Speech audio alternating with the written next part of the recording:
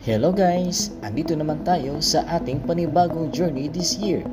This time, we are going to explore the beautiful country of Malaysia.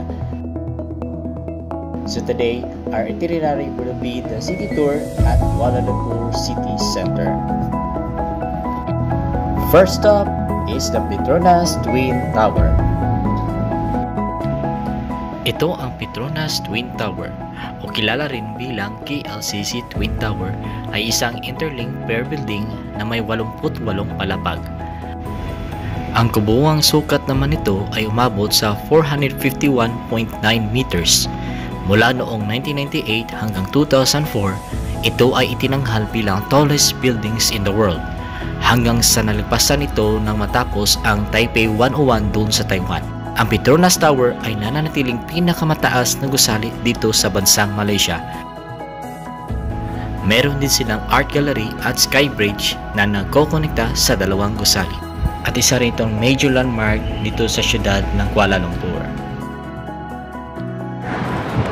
Alright guys, we're now here at the Petronas Tower here in Kuala Lumpur, Malaysia. The weather here is too hot. No? It's almost 1:30 in the afternoon here. Skyscraper.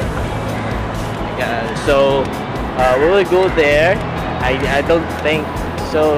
What floor we are gonna climb for the? We need to have our lunch. So it's a fast lunch either.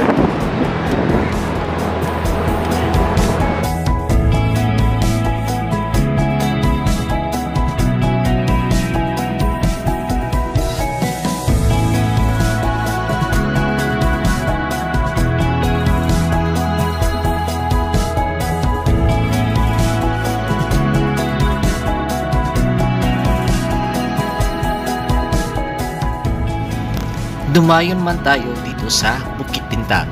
Ang lugar nito ay kilala dito sa Kuala Lumpur bilang most prominent retail belt na naging tahanan ng maraming landmark shopping centers, alfresco cafes, bars, night markets, food street at marami pang iba.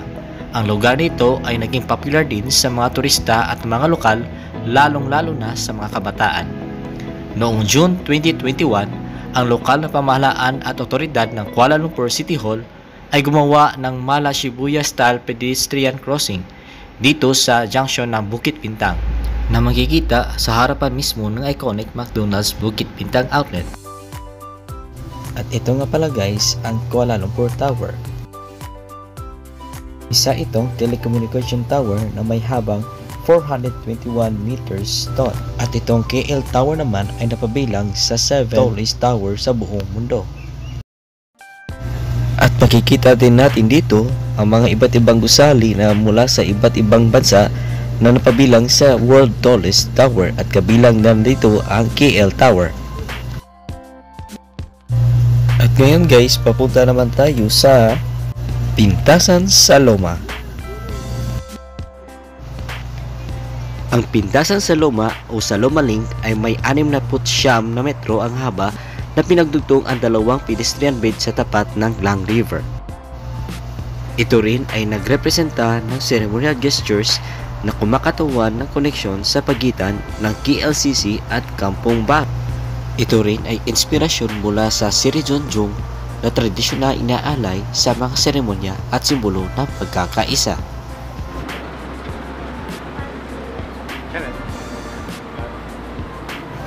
So ayun guys, medyo mahaba-haba na rin ang nilalakad natin ngayong araw. So papunta na tayo ngayon sa lugar kung saan tayo kakain. At sabi nila doon daw tayo sa overlooking ng Kuala Lumpur Tower. So titingnan natin guys. So ayun, tapos na kami kumain. Hindi ko na nabidyohan yung mga kinakain namin. So unexpected lang kasi guys na wala para silang rice, no? So in-enjoy na lang namin yung view dito guys, no? So unexpected talaga, ganito talaga kaganda yung makikita natin dito, no?